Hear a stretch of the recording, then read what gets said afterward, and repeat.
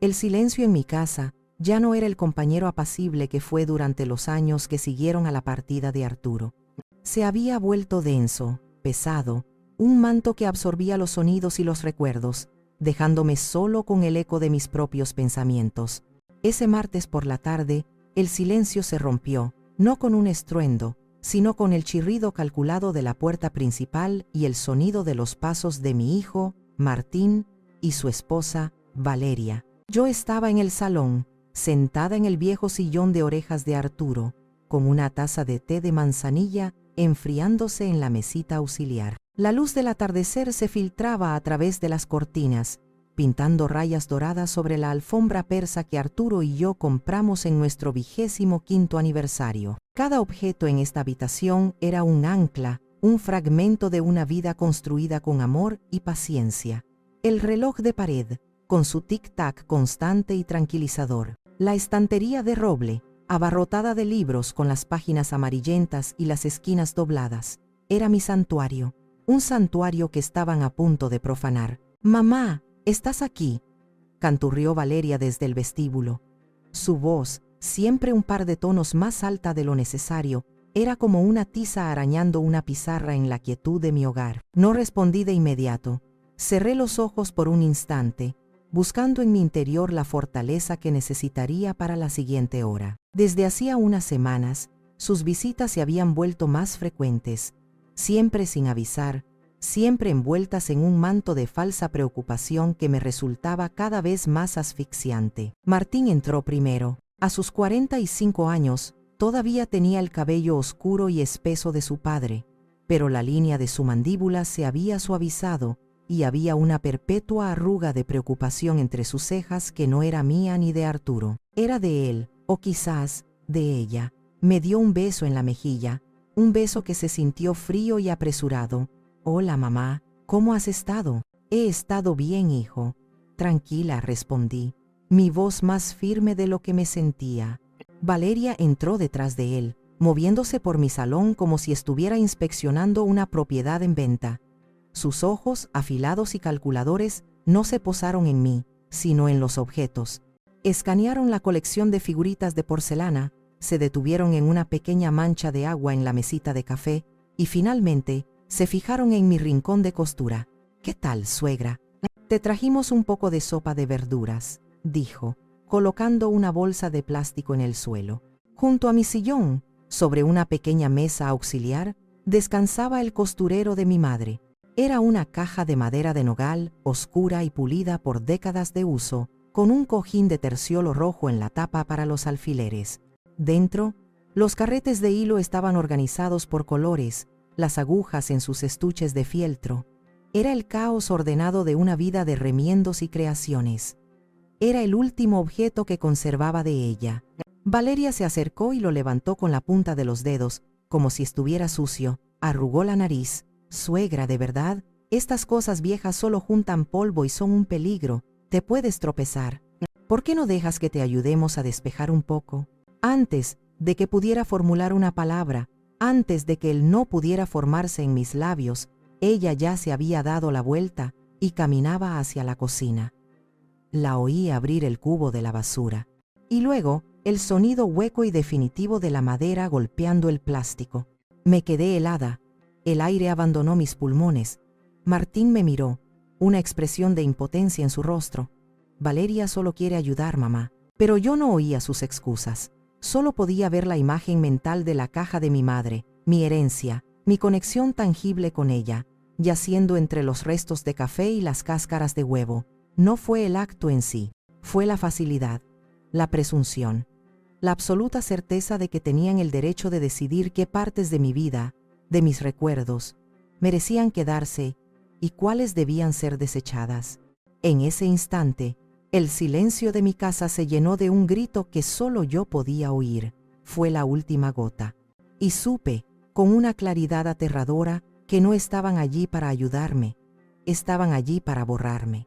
Ese sonido hueco del costurero en la basura actuó como un detonador, transportándome instantáneamente una semana atrás, al día en que mi mundo, que ya se tambaleaba, se fracturó por completo. El recuerdo era tan vívido que casi podía sentir el cuero del volante bajo mis manos y el olor a pino del ambientador del coche. Iba de camino al aeropuerto. Mi hermana menor, Inés, que vivía en Guadalajara, me había invitado a pasar un par de semanas con ella. Hacía meses que no nos veíamos, y la idea de cambiar de aires, de escuchar su risa y de sentarme en su patio lleno de geranios, era un bálsamo para mi espíritu cansado. Tenía la maleta en el maletero, mi billete impreso en el asiento del copiloto y una rara sensación de ligereza en el pecho. A mitad de camino, mientras esperaba en un semáforo en rojo, un pensamiento súbito me atravesó como un relámpago. El testamento. El testamento original de Arturo. Siempre lo guardaba en la caja fuerte del estudio, pero un par de meses antes lo había sacado para consultar una cláusula sobre el seguro de la casa. Recordaba haberlo dejado en el cajón superior del escritorio, pensando mañana lo guardaré, pero ese mañana nunca había llegado. Una copia no era suficiente. Arturo siempre insistió en la importancia de los originales. Una oleada de ansiedad me recorrió. No seas tonta, Ramona, me dije a mí misma. No pasará nada por dejarlo ahí unas semanas más. Pero una voz más profunda, la voz de la prudencia que Arturo siempre me había inculcado, me susurró que no debía hacerlo. Con un suspiro de frustración, giré en la siguiente rotonda y puse rumbo de vuelta a casa.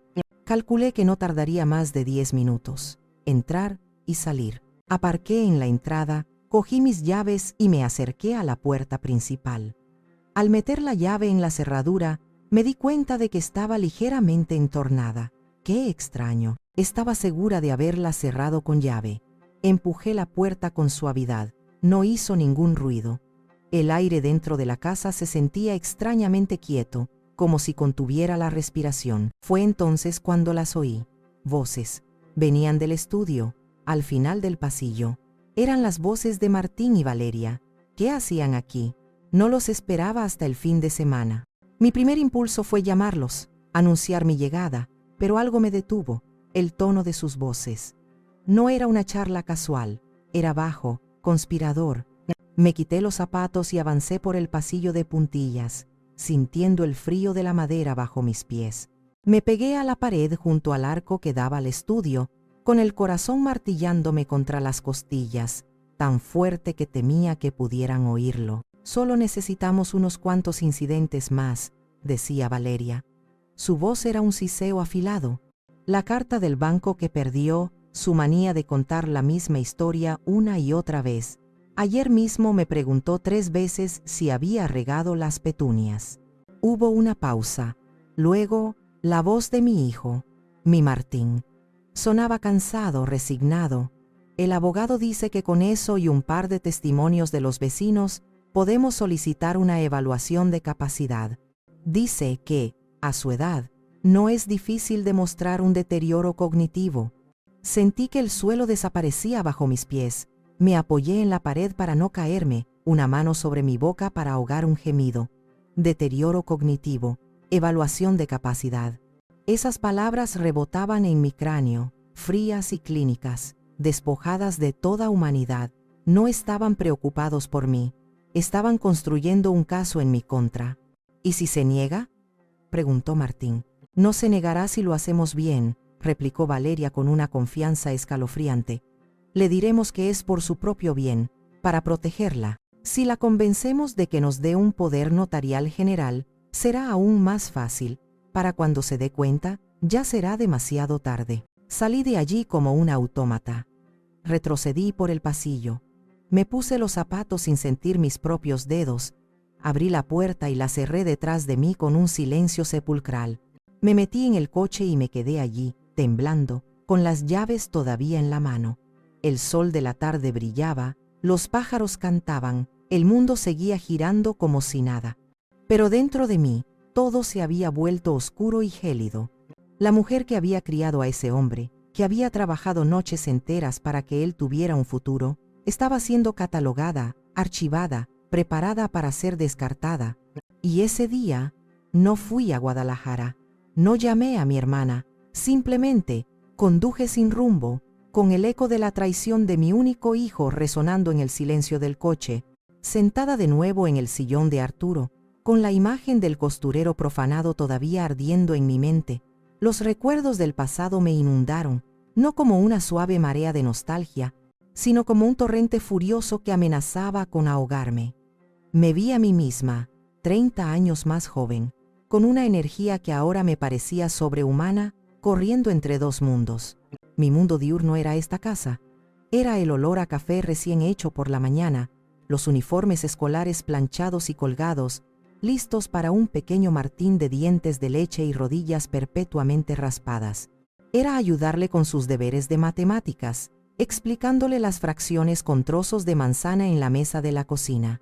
Era leerle cuentos por la noche, cambiando mi voz para cada personaje, hasta que sus párpados se volvían pesados y su respiración se acompasaba. Era el mundo que Arturo y yo habíamos construido, un refugio de amor y normalidad. Pero mi mundo nocturno era otro completamente distinto. Cuando Martín ya dormía, y Arturo, cuya salud empezaba a dar las primeras señales de fragilidad, leía en el salón. Yo me ponía mi abrigo y salía hacia la universidad. Trabajaba en el archivo de la Biblioteca Central.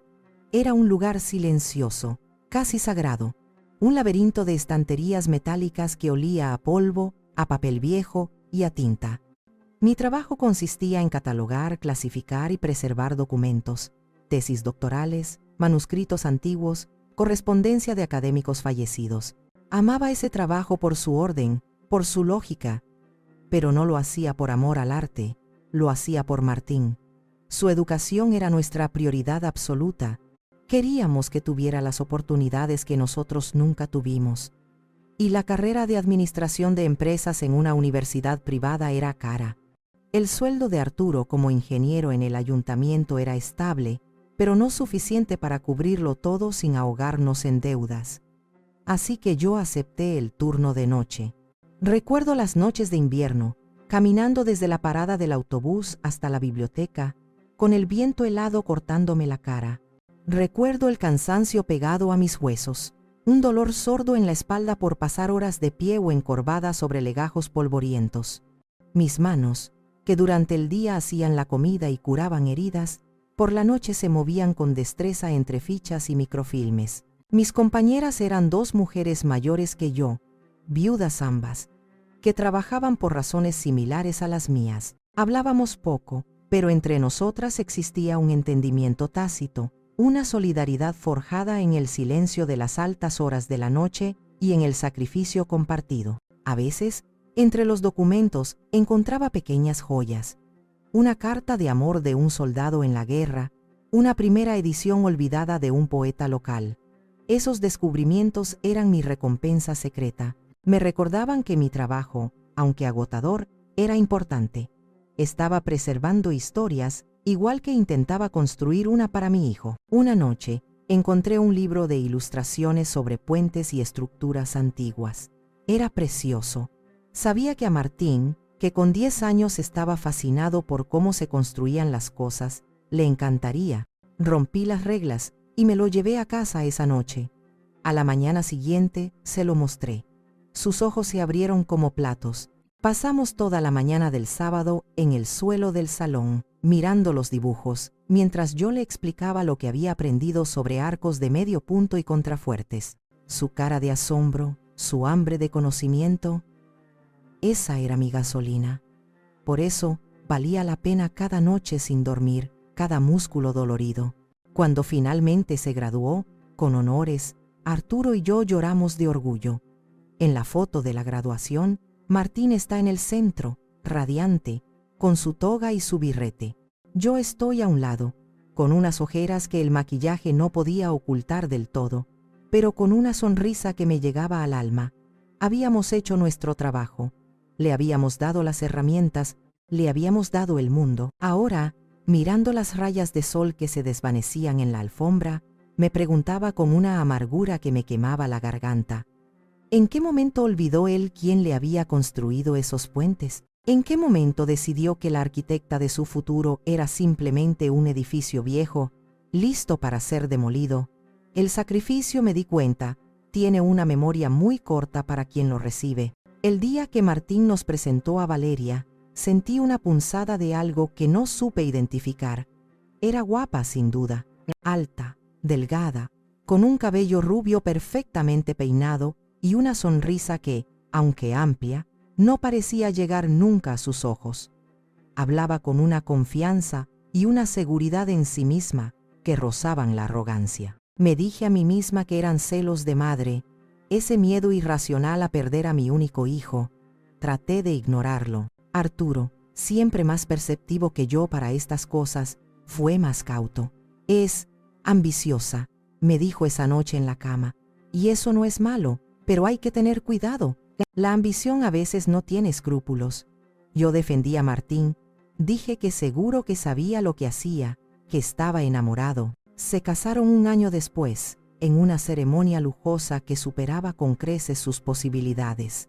Valeria insistió en cada detalle, desde las orquídeas importadas hasta la banda de música de 6 miembros. Arturo y yo contribuimos generosamente, vaciando una parte importante de nuestros ahorros para ayudarles a empezar con buen pie. Pero el verdadero sacrificio vino unos meses después. Vivían de alquiler en un apartamento pequeño y Valeria empezó a quejarse constantemente, que si no tenía luz, que si los vecinos eran ruidosos, que si no era un lugar adecuado para recibir a sus amistades. Empezaron a hablar de comprar su propio lugar. Martín, que acababa de conseguir un puesto de gerente junior en una empresa de importaciones, tenía un buen sueldo, pero no lo suficiente para el enganche de la casa que Valeria tenía en mente, una casa en un barrio residencial de lujo. Una noche vinieron a cenar. Después del postre, Martín, con la mirada baja y visiblemente incómodo, sacó el tema. Mamá, papá, sé que es mucho pedir, pero nos falta un poco para el enganche. Si pudiéramos conseguirlo, mis suegros han prometido ayudarnos con los muebles. Valeria intervino, su voz melosa. Sería una inversión, suegros. Una propiedad en esa zona nunca pierde valor, y estaría mucho más cerca de ustedes. Podríamos venir a verlos más a menudo. Arturo y yo nos miramos. Sabíamos lo que significaba esa mirada. Durante años, habíamos sido dueños de un pequeño terreno a las afueras de la ciudad, junto a un lago tranquilo. Era nuestro sueño, el lugar donde construiríamos una pequeña cabaña para nuestra jubilación. Un lugar para pescar, para leer en el porche, para envejecer juntos. Era más que tierra, era un proyecto de vida, un símbolo de nuestro futuro. A la mañana siguiente Arturo sacó los papeles del terreno. «Es por nuestro hijo, Ramona», dijo, y en su voz había una nota de resignación. «Nuestros sueños ya los hemos vivido en gran parte. Ahora le toca a él construir los suyos». Vendimos el terreno. El dolor que sentí al firmar los papeles fue físico. Era como si estuviera vendiendo un trozo de mi alma. Le dimos a Martín el dinero, una suma considerable. Con eso, y un préstamo bancario, tuvieron más que suficiente para su casa. El día que nos invitaron a verla, Valeria nos hizo un tour, presumiendo de la cocina de mármol y de los baños con jacuzzi. Al final, mientras estábamos en el jardín trasero, ella suspiró, y con una risa que pretendía ser ligera, dijo la frase que nunca olvidaré. «Fue una suerte que vendieran ese terrenito. Qué lástima que no fuera un poco más grande. Nos habría alcanzado para poner una piscina». Arturo se tensó a mi lado. Yo sentí que la sangre se me helaba. No hubo un gracias sincero, no hubo un reconocimiento del sueño que habíamos sacrificado por ellos. Solo la fría y calculadora evaluación de su valor monetario, y la queja apenas velada de que no había sido suficiente. En ese momento, la punzada que sentí cuando la conocí volvió, pero esta vez la identifiqué claramente. No eran celos, era un instinto de supervivencia. Mi instinto me estaba gritando que habíamos alimentado a un lobo con piel de cordero. Y, como siempre, no le hice caso. La venta del terreno no fue un acto aislado. Fue el comienzo de un patrón, una lenta pero inexorable erosión de los límites, y del respeto que se fue manifestando en una serie de actos, pequeños y grandes, que en su momento justifiqué como cosas de la edad o la forma de ser de los jóvenes, pero que ahora, vistos en retrospectiva, formaban un mosaico desolador de ingratitud. Cuando Arturo enfermó gravemente, Martín estuvo presente, sí, pero de una manera extrañamente distante. Se ocupaba de las citas médicas con la eficiencia de un gestor, pero rara vez se sentaba junto a la cama de su padre simplemente para hablar, para sostener su mano. Valeria apenas aparecía, siempre con la excusa del trabajo o de que los hospitales me deprimen. Recuerdo una tarde en que Arturo se sentía especialmente débil. Le pedí a Martín si podía quedarse esa noche, para que yo pudiera descansar un poco. Él miró su reloj. Tengo una cena de trabajo importante, mamá. Valeria me mataría si la cancelo. ¿No puedes llamar a una enfermera? La frialdad de su pragmatismo me dolió más que un insulto directo. Tras la muerte de Arturo, el patrón se aceleró. Lo primero que hizo Martín fue revisar las finanzas. Mamá, déjame ayudarte con esto. Son cosas muy complicadas y no quiero que te estreses, me dijo. Despidió a don Anselmo, nuestro contable de toda la vida, un hombre que era casi de la familia, y contrató a una firma moderna y cara que yo no conocía. Son más eficientes, mamá. Usan software de última generación, argumentó. En realidad, lo que hizo fue cortar mi acceso a la persona que conocía cada detalle de nuestro patrimonio. Luego vino la invasión del espacio. Valeria empezó a reorganizar la casa sin mi permiso. Un día llegué y me encontré con que había cambiado las cortinas del salón por unos estores minimalistas y fríos. Le dan un aire más moderno, ¿no crees?, dijo, sin esperar respuesta. Otro día, vació la despensa, tirando botes de conservas que yo misma había hecho, porque según ella, seguro que ya estaban caducados. Cada cambio era una pequeña puñalada, una forma de decirme que mi gusto, mis costumbres, mi forma de vida, eran obsoletos y debían ser reemplazados. Empezaron a pagar mis facturas de la luz, el agua, el teléfono. Lo presentaron como un gesto de amabilidad, para que yo no tuviera que preocuparme por las fechas de vencimiento. La verdad, que ahora veía con una claridad meridiana, era que querían tener un registro completo de mis gastos, un control absoluto sobre mi vida financiera. Querían poder demostrar, si llegaba el caso, que yo ya no era capaz de gestionar mis propios asuntos. La estocada final fue la Navidad pasada. Siempre habíamos sido una familia que celebraba la Nochebuena en mi casa. Era una tradición sagrada, pero ese año, Valeria anunció que la celebrarían en su casa. Así no tienes que cansarte cocinando, suegra. Vienes como una reina. La idea me entristeció, pero acepté para no crear conflictos. Cuando llegué, el ambiente era tenso. Estaban los padres de Valeria, un par de amigos suyos, y yo, sentada en un rincón. Durante el intercambio de regalos, me entregaron una caja pequeña. Dentro había un chal de lana sintética, de colores chillones, el tipo de prenda que se encuentra en un mercadillo. Para que estés calentita, dijo Valeria con una sonrisa radiante. Más tarde, vi el regalo que le hicieron a la madre de ella, un bolso de diseño que costaría, como mínimo, 10 veces más que mi chal. No era el valor del regalo, era el mensaje. El mensaje era claro: tú eres una obligación, un gasto menor, una nota a pie de página en nuestras vidas. Esa noche, mientras volvía a casa en un taxi porque Martín dijo que había bebido un poco de vino y era más seguro así, me sentí más sola que nunca. La casa estaba fría y oscura. Y por primera vez, admití en voz alta, en un susurro dirigido a la fotografía de Arturo en la mesilla de noche: tenías razón, mi amor. Tenías toda la razón. Después del incidente del costurero, una extraña calma se apoderó de mí.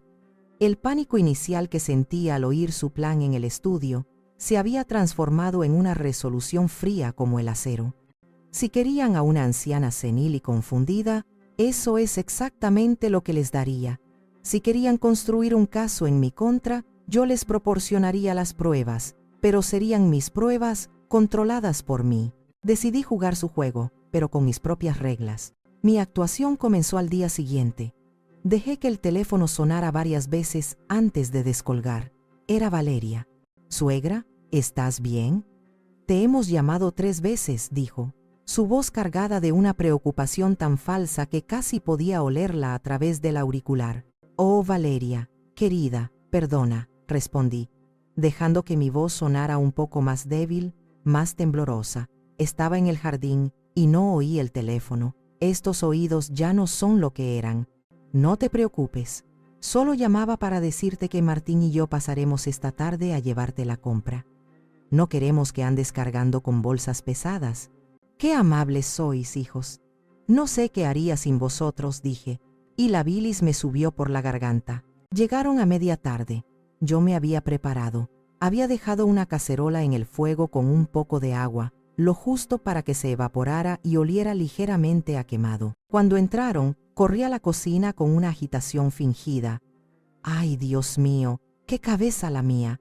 Puse a hervir agua para un té y se me olvidó por completo. Valeria y Martín intercambiaron una mirada. Era una mirada rápida, casi imperceptible, pero yo la vi. Era la mirada de dos conspiradores que ven cómo su plan avanza sin contratiempos. No pasa nada, mamá. Un despiste lo tiene cualquiera, dijo Martín apagando el fuego, pero su tono era condescendiente. Valeria se puso a guardar la compra, comentando cada cosa que sacaba de las bolsas. Te he traído yogures desnatados, que son mejores para el colesterol, y este pan es integral, sin sal.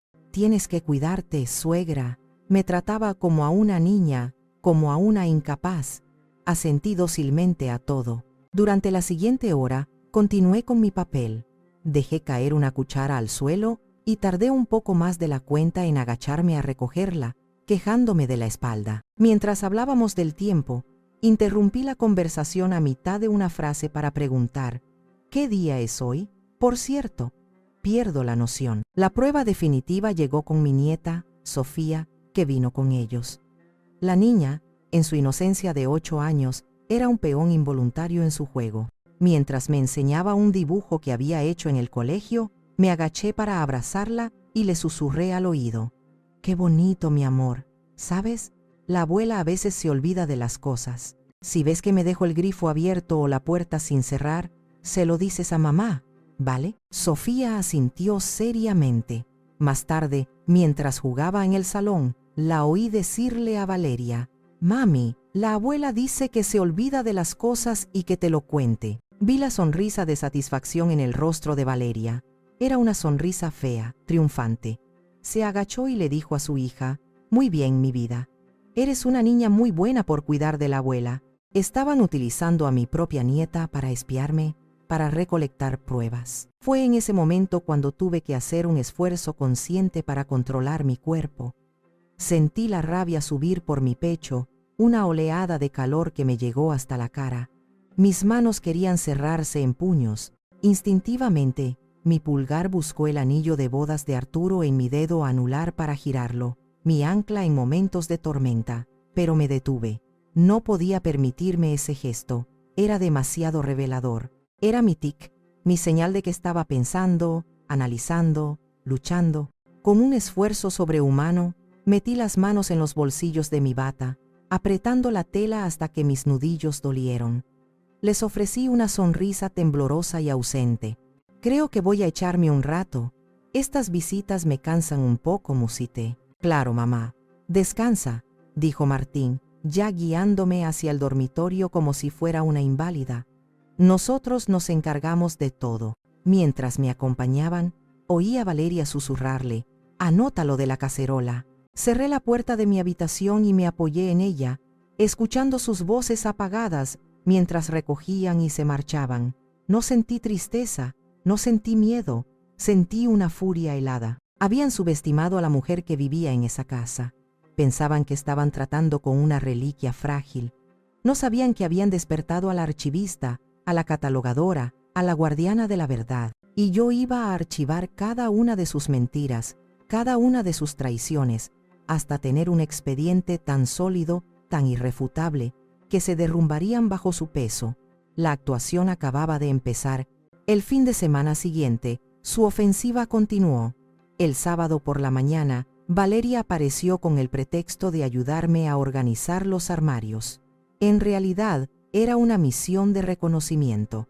La observé desde el umbral de la puerta de mi dormitorio mientras abría cajones, revolvía cajas de recuerdos y examinaba mis álbumes de fotos. Buscaba desorden, caos, cualquier cosa que pudiera fotografiar con su teléfono para añadir a su creciente colección de pruebas. «Suegra, tienes tantas cosas acumuladas», decía con un falso tono de preocupación. «Esto podría ser abrumador para cualquiera.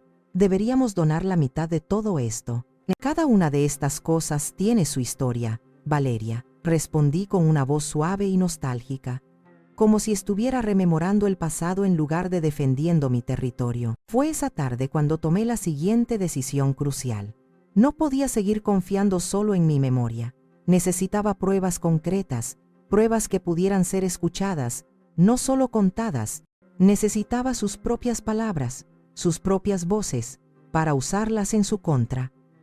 Fue entonces cuando pensé en Beatriz. Beatriz y yo éramos amigas desde la universidad. Habíamos estudiado juntas, y, aunque ella se decantó por el derecho y yo por la biblioteconomía, siempre mantuvimos el contacto. Era una mujer brillante, con una mente tan afilada como un bisturí y una aversión visceral por la injusticia. Ahora estaba jubilada, pero sabía que su instinto de abogada seguía intacto. La llamé esa misma noche. No entré en detalles por teléfono, solo le dije: «Beatriz, necesito verte. Es urgente. Se trata de Martín». Vino a la mañana siguiente.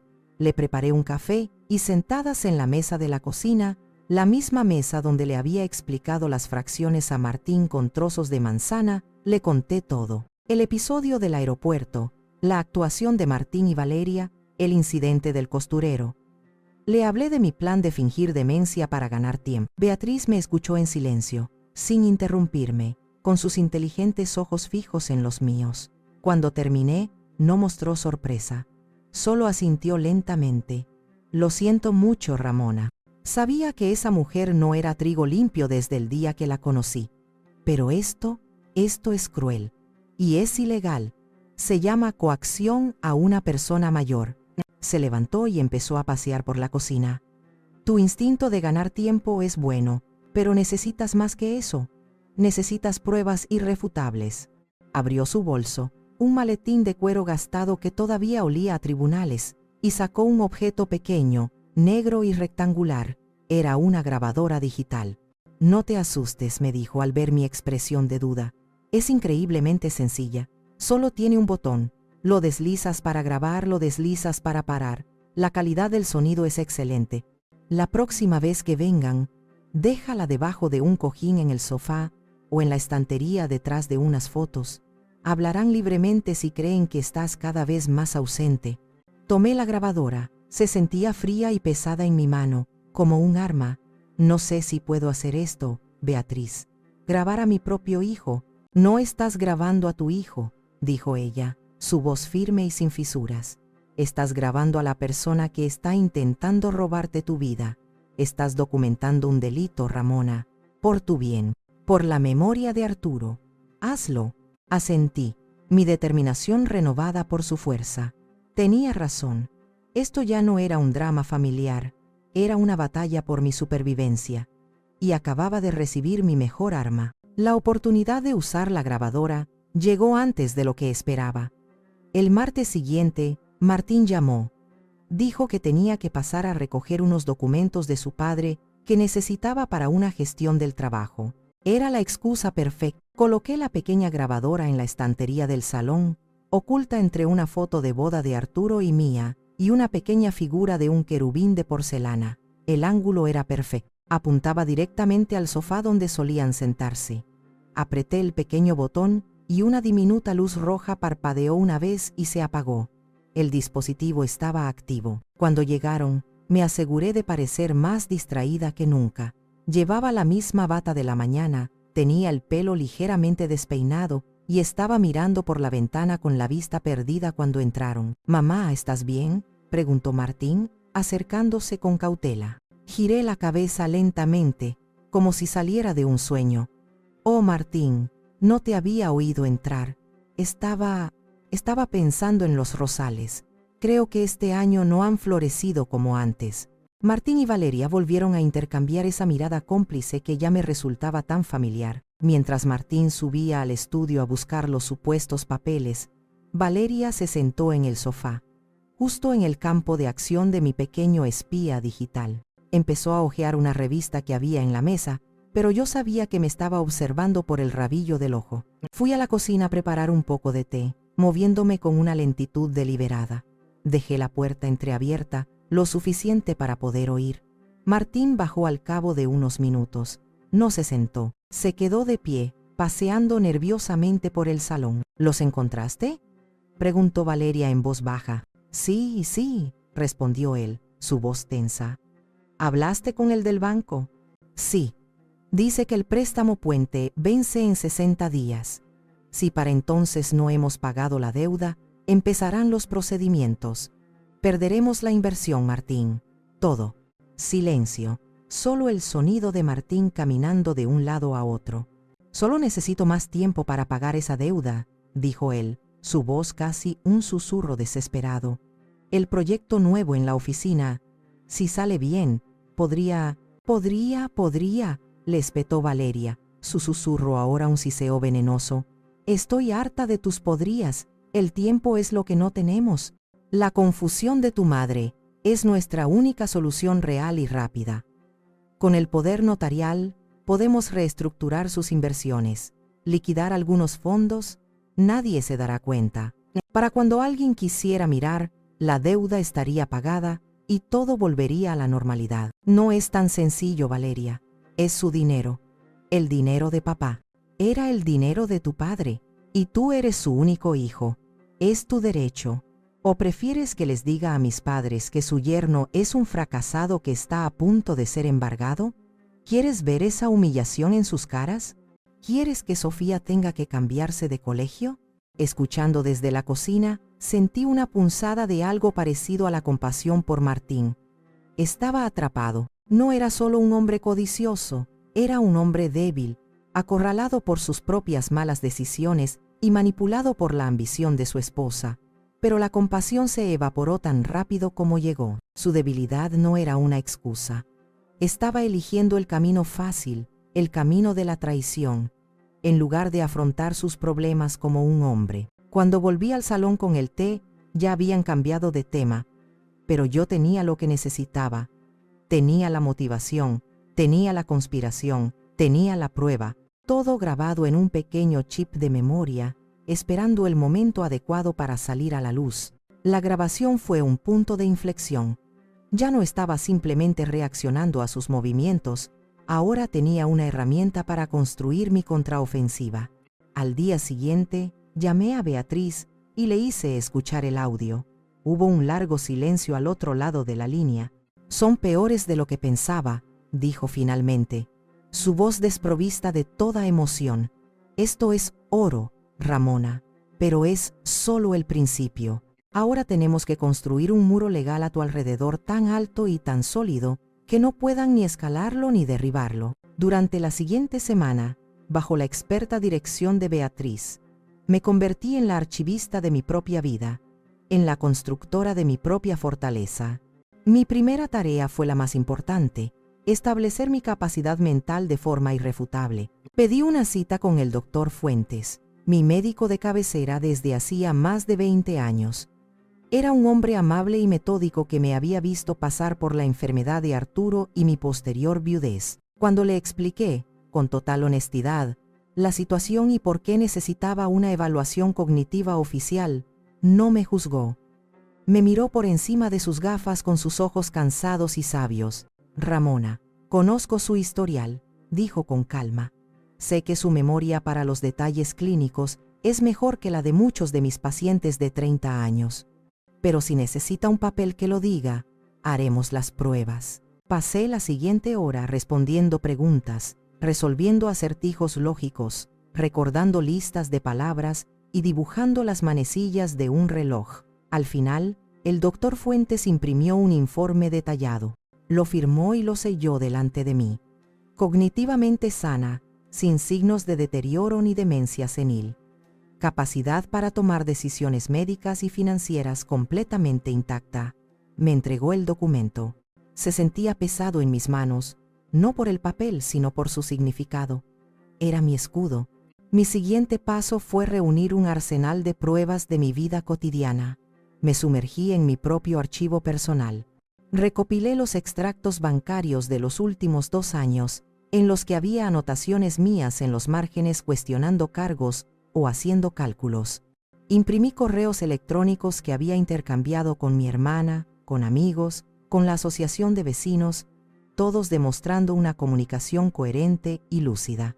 Junté los recibos del supermercado, de la farmacia, de la librería. Cada pequeño papel era un ladrillo más en mi muro. Beatriz me guió en cada paso. Organízalo todo cronológicamente.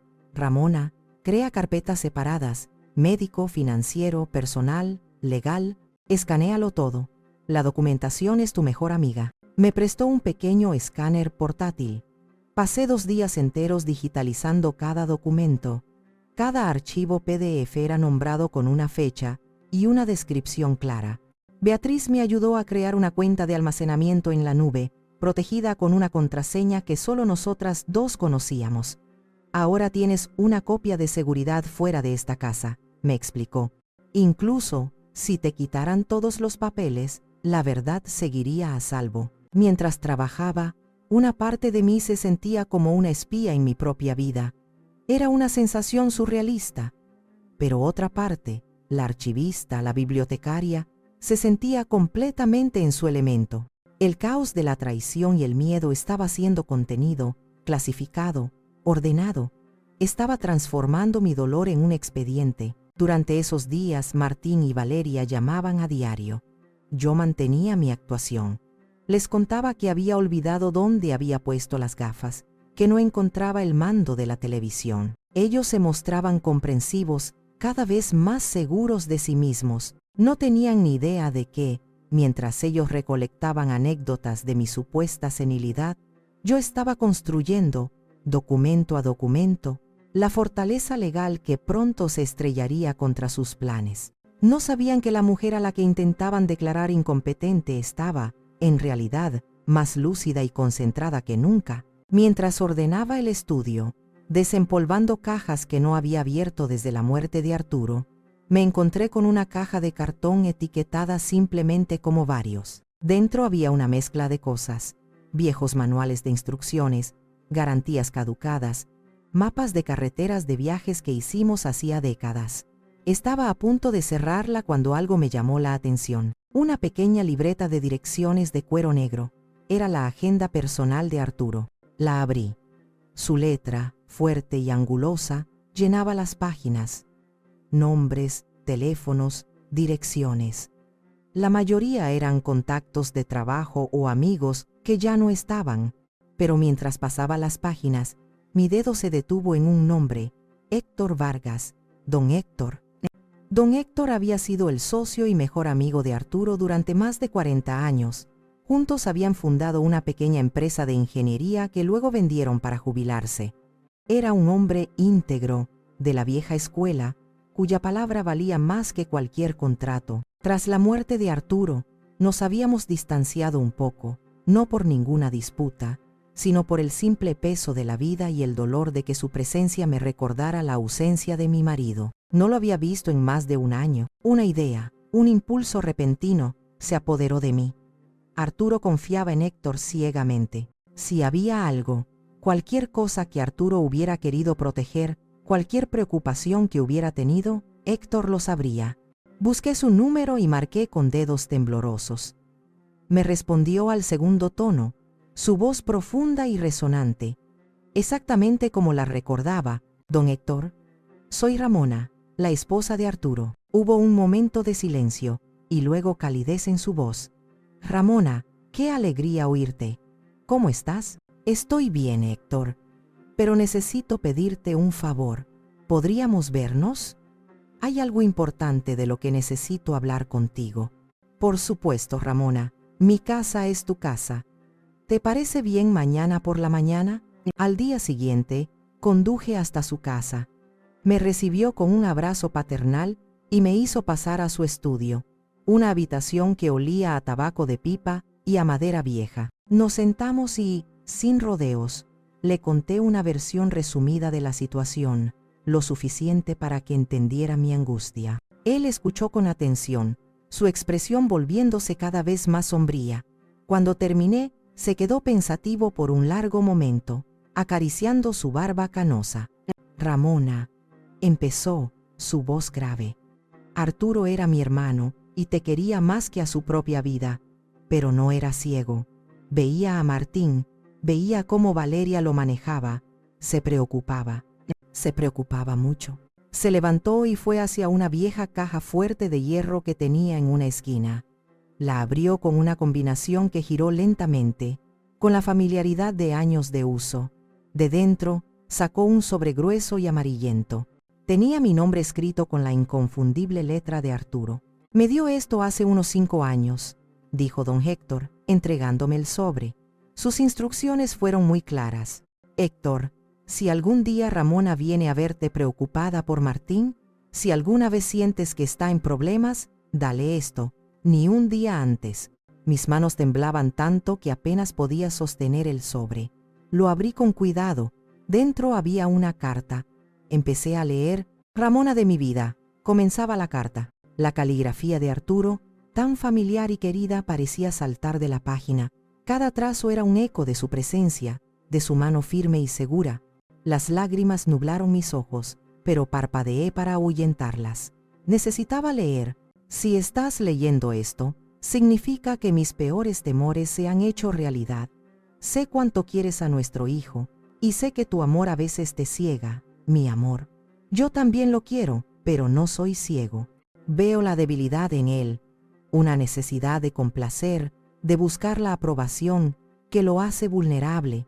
Y veo la ambición en Valeria, una ambición fría y afilada que no se detendrá ante nada para conseguir lo que quiere. Temo que un día ella use la debilidad de él para hacerte daño, para intentar quitarte lo que construimos juntos. Mi corazón se encogió. Lo había sabido. Mi Arturo, mi sabio y previsor Arturo, lo había visto todo venir. Por eso tomé ciertas precauciones, continuaba la carta. El testamento que Martín conoce, el que está en la caja fuerte de casa, es válido, pero no es el único. Hay una última versión, un codicilo que redacté con un notario diferente y que anula ciertas cláusulas del anterior. Ese es el documento que realmente importa. Sentí un escalofrío recorrer mi espalda. Un segundo testamento. Quería protegerte, Ramona, proteger tu autonomía. No quería que tu futuro dependiera del buen juicio de un hombre que, me temo, carece de él cuando está bajo la influencia de su esposa. El documento está en un lugar seguro, un lugar que solo tú y yo conocemos de verdad. La carta terminaba con una frase que me hizo jadear. La llave de nuestra historia está dentro de la historia que más amabas. Ve a la caja 314 del Banco Nacional. La llave la encontrarás en tu viejo ejemplar de Don Quijote, en la página donde Alonso Quijano decide convertirse en caballero. Levanté la vista hacia don Héctor, mis ojos desorbitados. Él asintió lentamente, como si entendiera todo sin necesidad de que yo dijera una palabra. Esa misma tarde, fui a casa y subí directamente a la estantería del salón. Allí estaba, mi edición de Don Quijote, encuadernada en cuero, con las páginas gastadas por cientos de lecturas. La abrí con manos temblorosas, pasando las páginas hasta el principio del libro, y allí, pegada con cinta adhesiva al interior de la página del capítulo 1, había una pequeña llave de metal, la llave de una caja de seguridad. A la mañana siguiente, Beatriz me acompañó al banco. Mi corazón latía con fuerza mientras el empleado nos guiaba a la bóveda. Nos dejó a solas en una pequeña sala privada con la caja de metal número 314. Introduje la llave, giré y levanté la tapa. Dentro, perfectamente ordenado, había un único sobremanila. Lo abrí. Contenía un documento legal, sellado y firmado, el testamento final de Arturo. Lo leímos juntas, en silencio. Las disposiciones eran de una claridad y una previsión asombrosas. Me nombraba a mí, Ramona, como única y absoluta heredera y albacea de todos sus bienes, con pleno control para administrar, vender o disponer de ellos como yo considerara oportuno. Pero la genialidad estaba en la siguiente cláusula. Estipulaba que, en caso de mi fallecimiento o de una incapacidad legalmente declarada, el patrimonio no pasaría directamente a Martín. En su lugar, se constituiría un fideicomiso. Este fideicomiso sería administrado por un comité de 3 personas: mi amiga y abogada Beatriz, su amigo y socio don Héctor y el director del banco. Martín solo recibiría una modesta pensión mensual, suficiente para vivir pero no para lujos.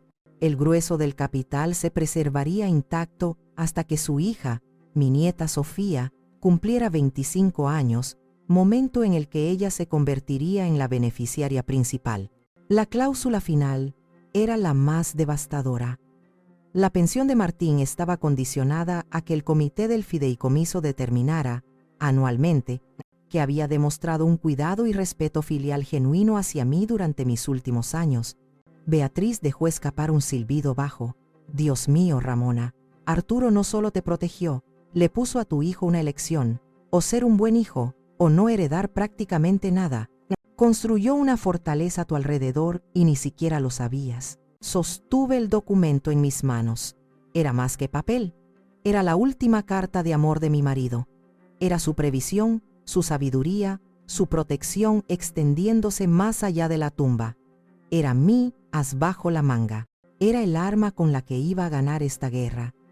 Y supe exactamente cómo y cuándo la iba a usar. Con el testamento de Arturo en mi poder, el juego cambió. Ya no estaba a la defensiva, esperando su próximo movimiento. Ahora era yo quien controlaba el tablero. Durante los siguientes días continué con mi actuación, pero con un propósito renovado. Cada suspiro de confusión, cada pregunta sobre la fecha, cada objeto extraviado, era ahora una pieza que movía deliberadamente para llevarlos a mi trampa. Empecé a dejar caer pistas. Estoy tan cansada de tener que pensar en todo, en las facturas, en la casa, le dije a Martín por teléfono, con una voz cargada de un falso agotamiento. A veces pienso que tu padre lo dejó todo demasiado complicado. Quizás deberíamos hablar de simplificar las cosas. Pude oír la excitación contenida en su voz. Claro, mamá. Cuando quieras, Valeria y yo estamos aquí para ayudarte en lo que necesites. Quizás este fin de semana, sugerí. Podríamos cenar juntos, aquí en casa, como antes, y hablamos de todo tranquilamente. Creo que estoy lista para que te hagas cargo de las cosas más importantes. El anzuelo estaba en el agua, y mordieron. Me parece una idea maravillosa, mamá, dijo Martín, su voz llena de un alivio que me revolvió el estómago. No te preocupes por nada, nosotros llevamos el postre. Pasé los 2 días siguientes preparando la escena. No solo la cena, sino el ambiente. Quería que se sintieran completamente seguros, que creyeran que habían ganado, que la presa estaba a punto de rendirse. Limpié la casa a fondo, pero dejé un par de detalles descuidados a la vista: un periódico viejo en el suelo junto a un sillón, un vaso de agua a medio beber en la encimera de la cocina. Preparé el plato favorito de Martín, estofado de ternera, el que le hacía cuando era pequeño y estaba enfermo. El olor que llenaba la casa no era solo de comida, era de nostalgia, de recuerdos de una época en la que yo era su cuidadora, su refugio. Puse la mesa en el comedor, no en la cocina. Usé la vajilla buena, la que solo sacábamos en ocasiones especiales, los candelabros de plata, las copas de cristal tallado. Quería que la noche tuviera un aire de solemnidad, de ceremonia. Una ceremonia que ellos pensarían que era su coronación, pero que en realidad sería su juicio. Llamé a Beatriz y a don Héctor. Les expliqué mi plan. Quiero que vengan a las 9, les dije. Ni un minuto antes ni uno después. Entren sin llamar. Dejaré la puerta sin el cerrojo. Para entonces, la trampa ya estará cerrada. El sábado por la noche, me vestí con un sencillo vestido de lana gris. Me miré al espejo. Mis ojos brillaban con una determinación que no había sentido en años. No había miedo. No había duda. Solo la calma que precede a la batalla final. Cuando sonó el timbre a las 8 en punto, respiré hondo. Coloqué mi rostro en una máscara de frágil serenidad y fui a abrir la puerta. Martín y Valeria estaban en el umbral, sonrientes. Valeria llevaba una caja de una pastelería cara. Martín, una botella de vino.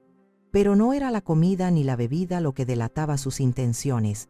Era la carpeta de cuero que Martín llevaba bajo el brazo, una carpeta llena de documentos, sin duda, llena de papeles que esperaban mi firma, la firma que, según ellos, les entregaría mi vida. «Pasen, hijos», dije, mi voz suave y acogedora. «La cena está casi lista». Les hice pasar al comedor, donde la mesa esperaba, iluminada por la suave luz de las velas. Sus ojos se abrieron con sorpresa al ver la elegancia de la preparación. «Vaya, mamá, te has esmerado», dijo Martín. «Es una noche especial», respondí, mirándolo directamente a los ojos. «Una noche de decisiones importantes». Él asintió, su rostro lleno de una gravedad satisfecha. No tenía ni idea de cuán acertadas eran mis palabras. La cena de la verdad estaba a punto de ser servida. La cena transcurrió en una atmósfera de extraña cordialidad. Hablamos de temas triviales: el trabajo de Martín, las clases de ballet de Sofía, el tiempo que se anunciaba para la semana siguiente. Yo comía despacio, participando lo justo en la conversación, manteniendo mi papel de mujer mayor, algo ausente, que ha hecho un último gran esfuerzo por una ocasión especial. Martín y Valeria estaban visiblemente relajados. Reían, contaban anécdotas, me llenaban la copa de vino. Me observaban constantemente, buscando señales de la debilidad que tanto anhelaban ver, y yo se las daba. Dejé que mi mano temblara ligeramente al coger la copa. A mitad de un comentario sobre el jardín me detuve y dije: «¿De qué estábamos hablando?» «Ay, qué cabeza la mía». Vi cómo Valeria le daba un discreto codazo a Martín bajo la mesa. Estaban disfrutando del espectáculo, estaban saboreando su victoria antes de tiempo. Cuando terminamos el estofado, Valeria se levantó para recoger los platos. «Deja, querida, ya lo haré yo luego», dije. «De ninguna manera, suegra. Tú descansa, esta es tu noche», respondió con una dulzura empalagosa. Mientras ella estaba en la cocina, Martín carraspeó y colocó la carpeta de cuero sobre la mesa. La abrió. Dentro había varios documentos perfectamente ordenados, con pequeñas pestañas de colores. «Mamá», empezó, su tono ahora serio y paternalista. «Sé que esto es difícil para ti, pero como hablamos, creo que ha llegado el momento de que Valeria y yo te ayudemos a gestionar las cosas. Es una responsabilidad muy grande para ti sola». Puso el primer documento delante de mí. «Esto es solo un poder notarial general. Es un trámite. Nos permitirá pagar tus facturas, hablar con los médicos, tomar decisiones si tú no te sientes con fuerzas. Es para proteger». Miré el papel. Las palabras poder notarial general parecían gritarme desde la página. Era el documento que les daría el control absoluto. Cogí el bolígrafo que me ofrecía. Mis dedos lo rodearon, pero no lo moví hacia el papel. «Entiendo», dije en un susurro. «Entiendo que estáis preocupados por mí». Valeria volvió de la cocina con el postre, un pastel de chocolate de aspecto delicioso. Al ver la escena, su sonrisa se ensanchó. «Veo que ya estáis con los papeles. Haces lo correcto, suegra. Es por tu bien». Colocó el pastel en la mesa y se sentó, sus ojos fijos en mi mano, en el bolígrafo, esperando el trazo final que sellaría su triunfo. El reloj del salón dio las 9. Sus campanadas resonaron en el silencio tenso del comedor. Y justo en ese momento, la puerta principal se abrió. Los pasos firmes de dos personas resonaron en el vestíbulo. Martín y Valeria se giraron, sus rostros una mezcla de confusión y alarma. Beatriz y don Héctor entraron en el comedor. Beatriz, con su maletín de abogada y una expresión de acero. Don Héctor, alto y digno, con una mirada de profunda decepción dirigida a Martín. «Buenas noches», dijo Beatriz, su voz cortando el aire como un cuchillo. «Espero que no interrumpamos el postre». Martín se puso de pie de un salto. «¿Beatriz? ¿Don Héctor? ¿Qué hacen ustedes aquí?» «Ramona nos ha invitado», respondió don Héctor, su voz retumbando en la habitación. «Parece que es una noche de decisiones importantes, y como viejos amigos de la familia, nos ha pedido que estemos presentes». Valeria miró de Beatriz a mí, su rostro palideciendo visiblemente. La confianza se había evaporado de sus ojos, reemplazada por una creciente sospecha. «Suegra, ¿qué significa esto?» Yo dejé el bolígrafo sobre la mesa, con cuidado. Me erguí en mi silla, y por primera vez en semanas los dejé ver la lucidez y la fuerza en mi mirada. La actuación había terminado.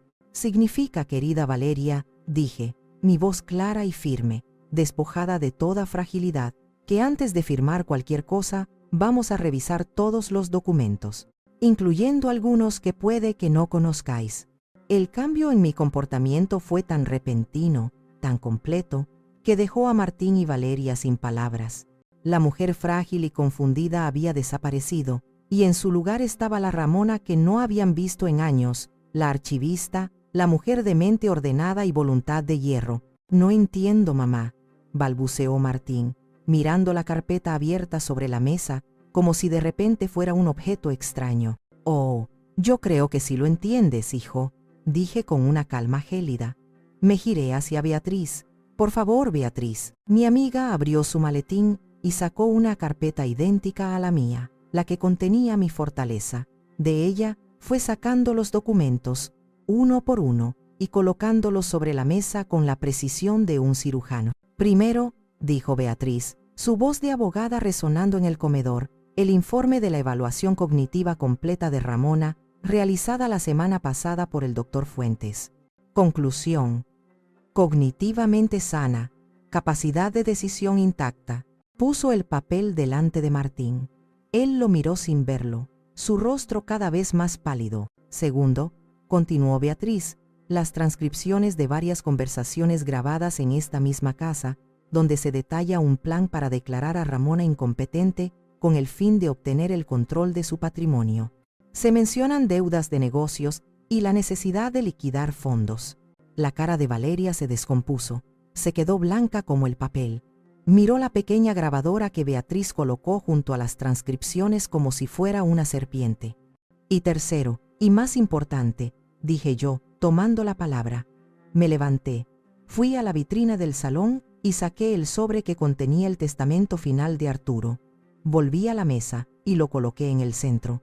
«El último y definitivo testamento de tu padre». Lo abrí y se lo entregué a don Héctor. «Por favor, don Héctor, usted fue su mejor amigo». ¿Leería la cláusula principal en voz alta? Con una voz solemne, don Héctor leyó la disposición del fideicomiso, la cláusula que despojaba a Martín de una herencia directa y la condicionaba a su cuidado y respeto filial. El silencio que siguió fue absoluto, pesado, roto solo por la respiración agitada de Valeria. Y entonces explotó. «No, esto es un truco», gritó, poniéndose de pie de un golpe y señalándome con un dedo tembloroso. «Esa vieja astuta nos ha estado engañando todo este tiempo, todo era una farsa». La máscara de la nuera cariñosa se hizo añicos, revelando el rostro feo y codicioso que había debajo. Ese dinero le correspondía a Martín. «¿A nosotros?». Martín la miró, horrorizado, como si la viera por primera vez. Luego me miró a mí, y en sus ojos vi la comprensión, la vergüenza y el peso aplastante de su traición. «Todo esto», susurró su voz rota, «¿fue por las deudas? ¿Por querer impresionar a tus amigas?». La pregunta quedó flotando en el aire, una acusación que lo abarcaba todo. El juego había terminado, y yo había ganado. La explosión de Valeria fue el catalizador que rompió el último vestigio de la negación de Martín. Su rostro pasó del pánico a una profunda y amarga comprensión. Miró a su esposa, cuya cara estaba contraída por la furia, y luego me miró a mí, de pie, serena, junto a la mesa, y en ese instante, el hechizo se rompió. «Valeria, cállate», dijo él. Su voz baja pero cargada de una autoridad que yo no le había oído en años. «No me voy a callar, tu madre nos ha robado nuestro futuro», chilló ella. «¿Nuestro futuro? ¿O el tuyo?», replicó Martín, y en su pregunta estaba el eco de toda una vida de manipulación que por fin entendía. Se volvió hacia ella. «Recoge tus cosas. Vete de esta casa. Ahora mismo». Valeria lo miró con incredulidad. «¿Qué? ¿Vas a ponerte de su parte?». «No hay partes, Valeria», dijo él, su voz temblando de una emoción contenida. Solo hay lo que está bien y lo que has hecho tú, vete. Ella me lanzó una mirada de puro odio, agarró su bolso y salió del comedor, dando un portazo al salir de la casa. El sonido retumbó en el silencio, el punto final de un capítulo tóxico de nuestras vidas. Martín se quedó de pie en medio del comedor, una figura desolada. No se atrevía a mirarme. Sus hombros se hundieron como si llevara el peso del mundo sobre ellos. Finalmente, se derrumbó en una silla, escondiendo el rostro entre las manos. Sus sollozos eran el sonido de un hombre roto. Beatriz y don Héctor se miraron, y con un gesto discreto, se levantaron. «Creemos que debemos dejarlos solos», dijo Beatriz en voz baja. «Ramona, llámanos mañana». Asentí con gratitud, y los acompañé hasta la puerta. Cuando volví al comedor, Martín seguía en la misma posición. Me senté frente a él, en silencio. No había nada que yo pudiera decir que él no supiera ya. Dejé que llorara, que sacara toda la vergüenza, todo el arrepentimiento. Después de un largo rato, levantó la vista. Sus ojos estaban rojos e hinchados. «Mamá, yo... lo siento», susurró. «No hay palabras, no sé cómo pude». «Yo tampoco lo sé, Martín», respondí. Mi voz sin rastro de ira, solo una profunda y agotada tristeza. «Pero lo hiciste. Escuchaste, planeaste, actuaste, elegiste ese camino». Ella me presionó.